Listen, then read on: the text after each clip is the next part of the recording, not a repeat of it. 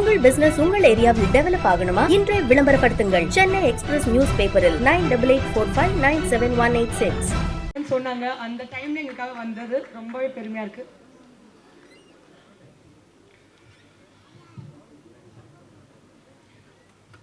நான் முன்னாடியே பேசுறதுக்கு காரணம் வந்து பாம்பேக்கு போறேன். அதில் கூட ஒரு பாம்பு இருக்கு பாருங்க. நான் இந்த நிகழ்ச்சிக்கு வருவேனா இல்லையான்றதை வந்து தயாரிப்பாளர்களுக்கு கொஞ்சம் சின்ன டவுட் இருந்தது. நான் வர வழியில் என்னுடைய கார் வந்து பஞ்சர் ஆகி ஒரு ஆட்டோ பிடிச்சி தான் இங்கே வந்து சேர்ந்தேன். அவ்வளவு முக்கியத்துவம் வந்து இந்த நிகழ்ச்சிக்கு. முதல்ல இந்த பாம் படத்தை பற்றி என்ன பேசுறது அப்படின்னு ரொம்ப நேரம் யோசித்தேன். ட்ரைலர் பார்த்த உடனே இது எப்படி பேசுறது, என்ன பேசுனா அது சரியாக இருக்கும், அல்ல என்ன பேசாமல் இருக்கணும், அது எவ்வளோ பூடகமாக பேசுறது அப்படின்னு தெரியல. அதனால் வாயு பகவானை வணங்கிவிட்டு என்னுடைய பேச்சை துவங்குகிறேன். முதல்ல இந்த பாம்னு ஒரு டைட்டில்னோடனே நான் நினச்சேன் ஏதாவது ஒரு பாம் கலாச்சாரம் சம்மந்தப்பட்டது போல இருக்குது அப்படின்னா. நான் கூட ஹவுஸ்ஃபுல்னு ஒரு படம் பண்ணியிருக்கேன்.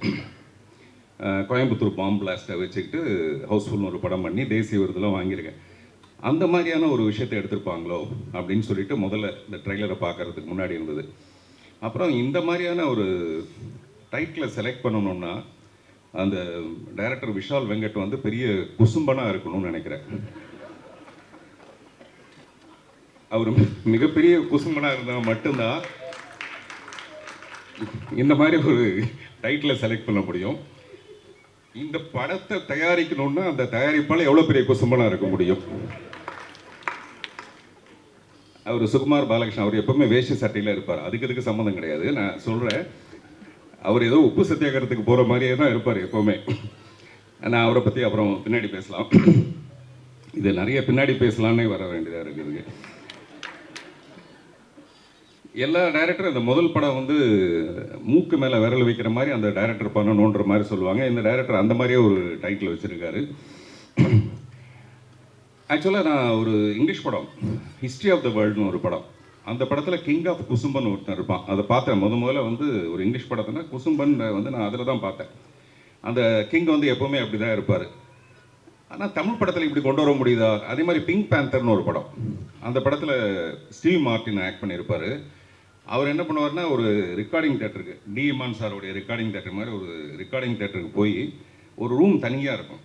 ஆனால் அந்த ரூம் வந்து தனியாக இருக்குன்னு ஒரு நினச்சிக்கிட்டு அந்த ரூம்குள்ளே போயிட்டு ரகசியமாக ஒரு வேலையை செய்வார். செஞ்சால் அது வெளியில் ரெக்கார்டிங் தேட்டர்னே அவருக்கு தெரியாது. 5.1 ஸ்டீரியோவில் வந்து அந்த சத்தம் வெளியில் வந்துடும்.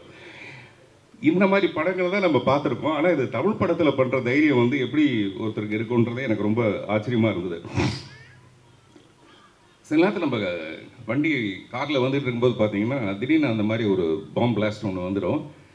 அது யார் செஞ்சாங்கன்னு தெரியாது. நம்ம மெதுவாக கண்ணாடி அப்படியே இறக்குவோம். ரொம்ப ஒரு பயங்கரமான ஒரு சூழ்நிலை ஏற்படும்.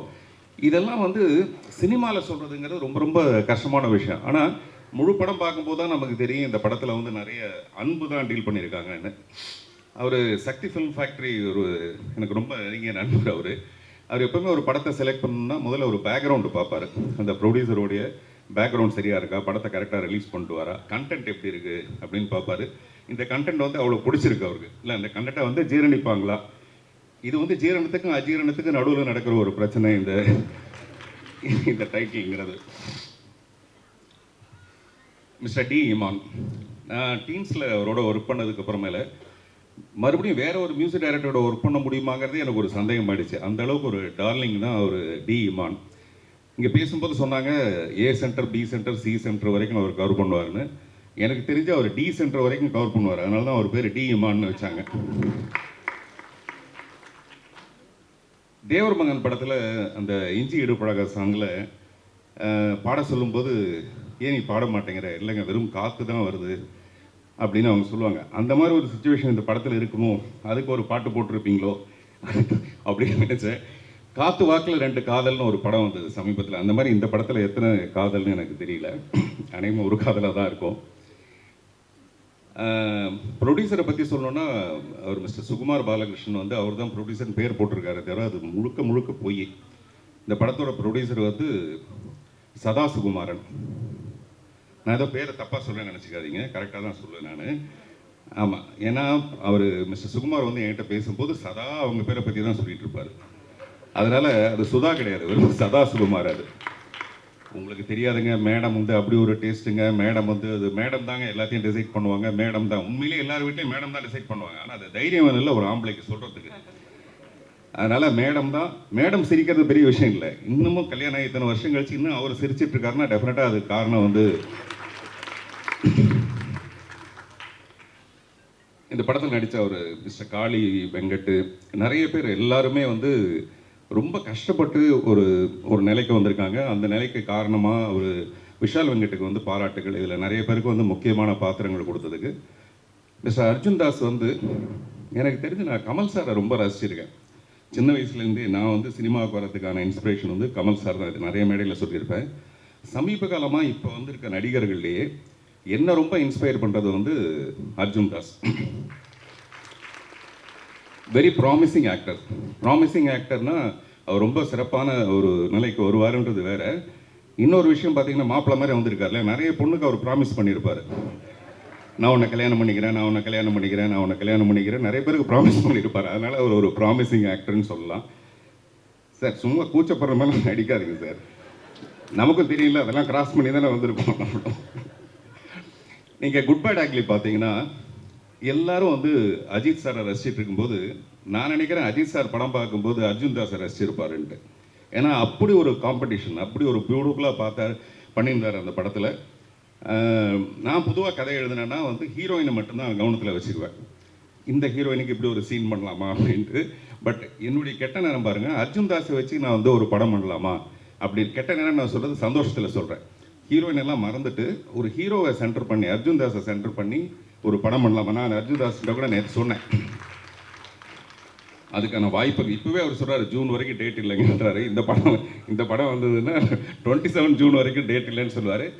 சில நேரத்தில் தோற்று போனால் கூட பரவாயில்ல, நம்ம ஆசைப்படுறதுல ஒன்றும் பெரிய தப்பு இல்லை. அதனால் நான் கதை சொல்கிறேன். சிவாத்மிகா வந்து நான் சின்ன பையனால பார்த்துருக்கேன்.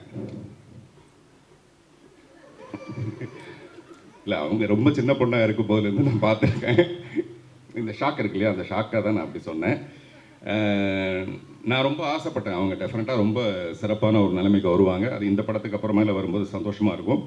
அதே மாதிரி பொதுவாக ஒரு படம் வந்ததுக்கப்புறமேல இந்த படத்தோட வெற்றியை பற்றி எல்லாரும் குசு குசுன்னு பேசுவாங்கன்னு நினைக்கிறேன். இந்த படம் நல்லா இருக்குது, டெஃபினட்டாக பாருங்கள் அப்படின்னு காதோட காது வச்சு குசு குசுன்னு பேசுவாங்கன்னு நான் நினைக்கிறேன். அதே மாதிரி சில படங்களை வந்து நம்ம அப்புறம் பார்த்துக்கலான்னு விடுவோம்ல, அந்த மாதிரி இந்த படத்தை பின்னால் பார்த்துக்கலான்னு விட்டுற வேண்டாம் யாரும். இந்த படம் உடனே வெற்றி அடைஞ்சதுன்னா, இப்போ கூட ஒரு சக்தி சார் சொன்னார் ஒரு பெரிய சேனல் ஒன்று தொடங்க போகிறாங்க. அதில் கூட பார்த்திங்கன்னா பெண்களுக்கு தான் முக்கியத்துவம். நான் முதல்ல சொன்னேன் இல்லைங்களா, அதே சதா கதை தான் அது. அதனால் பெண்களுக்கு தான் அதில் முக்கியத்துவம்.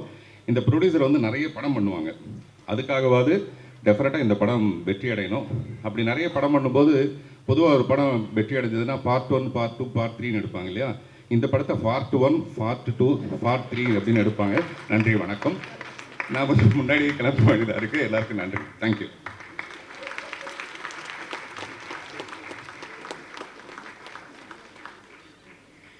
Thank you so much. Classified ads, display ads, சிறிய விளம்பரம் முதல் பெரிய விளம்பரம் வரை அனைத்து கடைகளிலும் வீடுகளிலும் இலவசமாக டிஸ்ட்ரிபியூஷன் செய்து தரப்படும் சென்னை எக்ஸ்பிரஸ் நியூஸ் பேப்பரில் always your neighbourhood news paper.